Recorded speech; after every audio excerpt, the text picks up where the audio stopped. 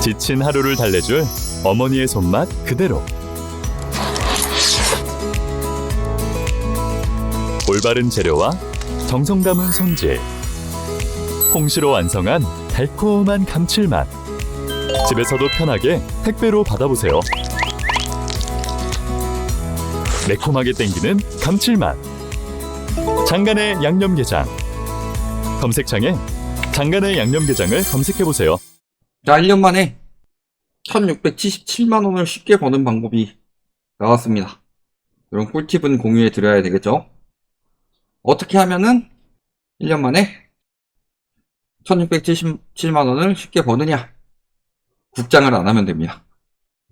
국장이 1억 넣었으면 1677만원 날린다고 합니다. 물론 어그로만 끌고서 돈 버는 법 이야기를 제가 안 드린 게 아니죠. 예전에 제가 이야기했던 거 1년 전에만 했었어도 지금 한 10% 넘는 수익률이 났습니다. 지금 해외 주식 같은 경우는 30%의 수익률이 났는데 국내 주식 같은 경우 마이너스 16%의 수익이 났다. 개인의 평균 수익률은 코스피 하락률보다는 낮지만 코스피 떨어진 것보다 개인 손실이 더 심하다는 것은 기관이나 외국인들을 어느 정도 털어먹었다. 누군가는 이득을 봤다는 소리죠. 그리고 어떤 연령대가 수익을 냈느냐? 모든 연령대가 손실을 봤습니다. 가장 수익률이 좋은 30대 투자자들이 마이너스 13.49%로 남들 1억 넣었을 때 1677만원 잃을 때 우리는 1349만원 밖에 안 잃었다. 개이득. 60대 이상, 50대 이런 사람들이 진짜 크게 손실을 봤죠. 그리고 남녀 마찬가지로 수익률은 비스무리하다. 국장에서 다들 외국인들 도망가니까. 결국에 중요한 것은 개미의 힘이 나올 때가 있습니다. 가끔 예전에 미국 같은 경우에 공매도랑 싸우느라고 개인들이 밈처럼 막 몰려 들어가지고 한 적은 있지만 원래 그게 힘든 게요. 힘이 다르죠. 개개인의 힘은 달라요. 뭉치면 강해지긴 하는데 문제는 뭉치기가 쉽지 않죠. 수익이 걸린 거기 때문에.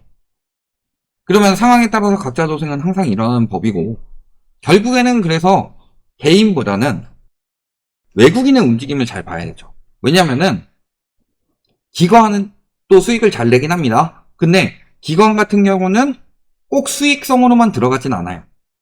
예를 들어서 코스피 붕괴가 심해지니까 외국인 매도가 심해지니까 가격이 더 떨어질 것을 방어하기 위해서 연기금들이 들어가가지고 주식을 매수를 해줬죠. 국장을. 그런 것처럼 공공의 목적으로도 들어갈 수가 있다.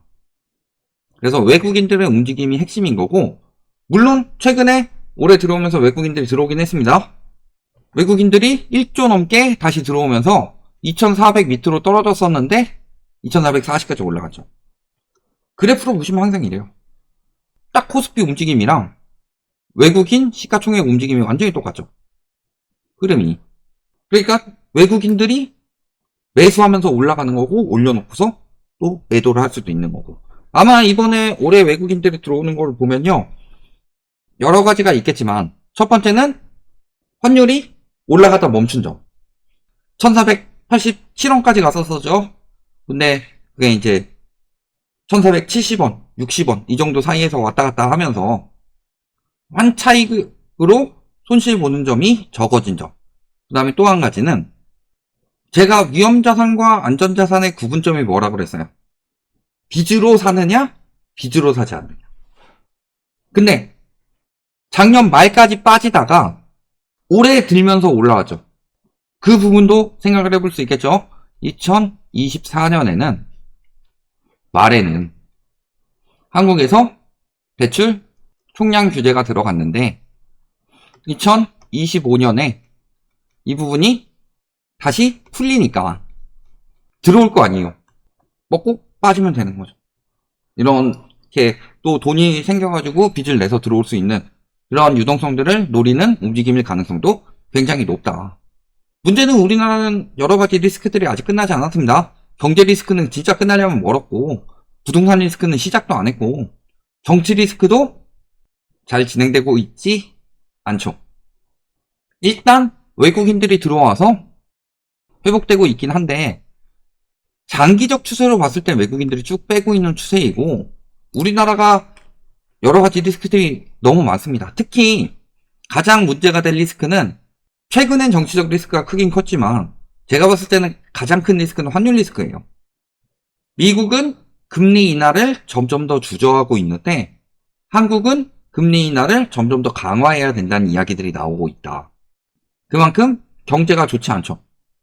그리고 국내 기업들도 상태가 좋지 않잖아요. 외국인들이 미국 주식이랑 한국 주식을 투자하는 방법을 보면요, 미국 주식 같은 경우는 장투로 들어가는 경우도 많은데 한국 주식은 항상 어떻게 보냐면은 대부분 단타로 들어가요. 그래서 요런 부분까지 보시면은 사실 지금 말씀드렸지만 위험자산 자체가 경제위기 때 항상 빠졌고, 그런데다가 환율 리스크도 있고, 외국인들이 전반적으로 최근에 들어왔지만 전반적으로 꾸준히 빼가고 있는 추세, 이런 것들 보시면은 당분간 우리나라가 여러 가지 리스크들이 있는데 그 리스크들이 해결되기 전까지는 장세가 좋아지기는 쉽지 않다. 이런 부분들을 보셔야 되는 거고, 우리뿐만이 아니라 부자들도 마찬가지죠. 물론 부자들이라고 해놓고서 몇 명 안 했지만 국장도 오르고 다 오른다고 그래요, 저들은. 왜냐면 분산 투자 해놨기 때문에 웬만하면 다 들어가서. 근데 국내 증시보다는 미국 증시가 낫다. 그러니까 부자들도 지금 국내 걸 투자 안 하고 다 미국으로 빼가죠. 그리고 주식 자산 비중을 확대하는 것보다는 채권을 더 늘리겠다. 이런 형식으로 진행이 되고 있고.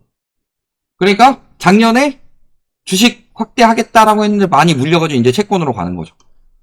뭐 코스피 지수 높아야 2800, 낙관론자의 비관론들 2800 갈 수 있을 것 같아요, 올해.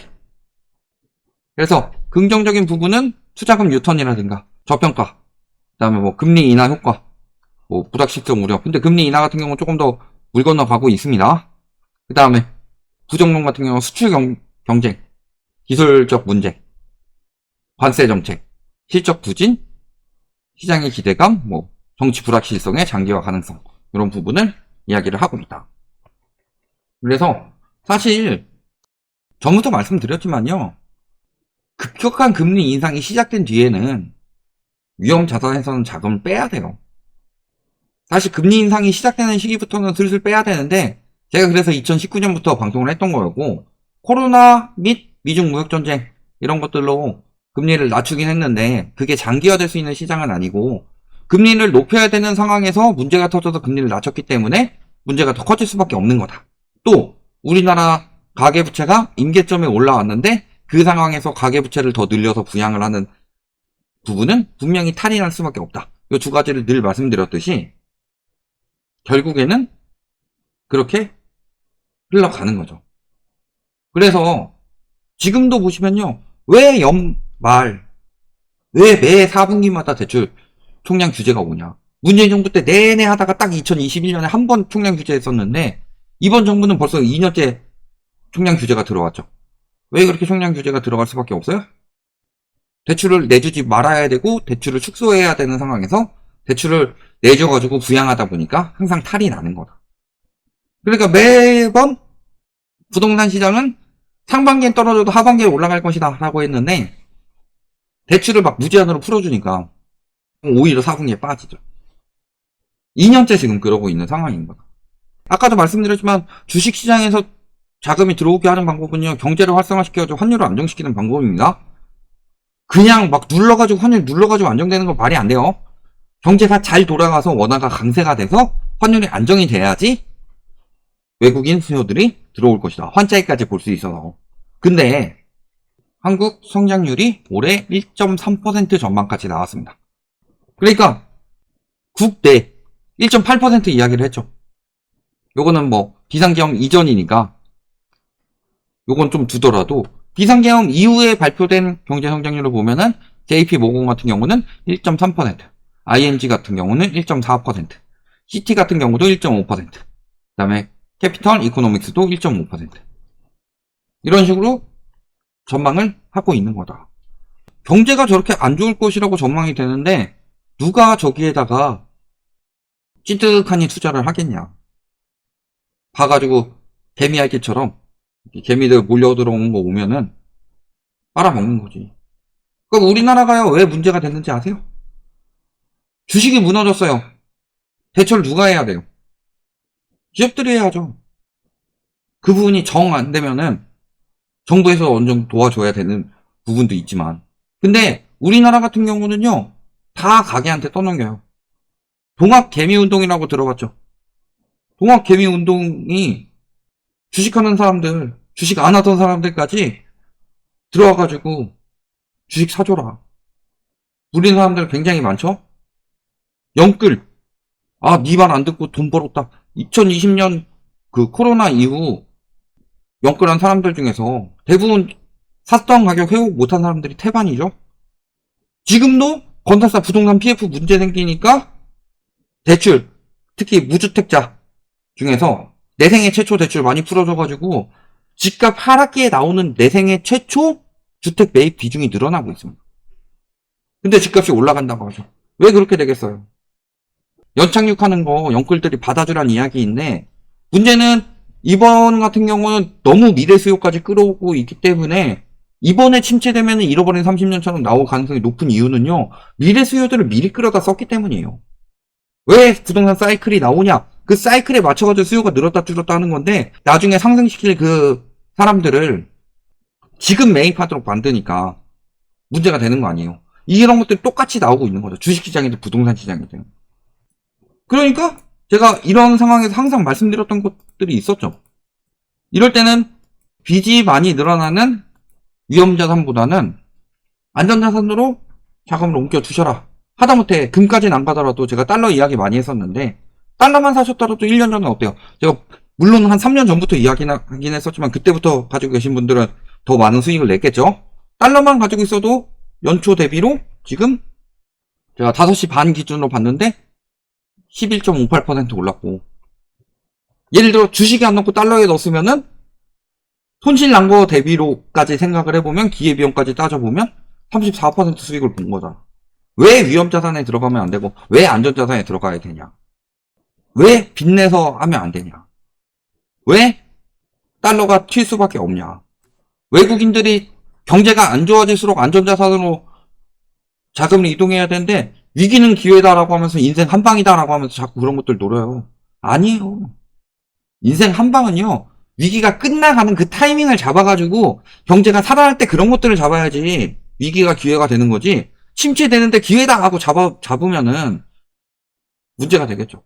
그들이 버리는 쓰레기, 떨어지는 칼날을 대신 손으로 잡아주는 거고, 그 다음에 지금 위기는 기회다 라고 사는 사람들이 위기를 맞는 거고, 그들이 무너져서 떨어지는 것들을 줍줍하는 것이 기회가 되는 것이다. 이렇게 보시면 되겠습니다.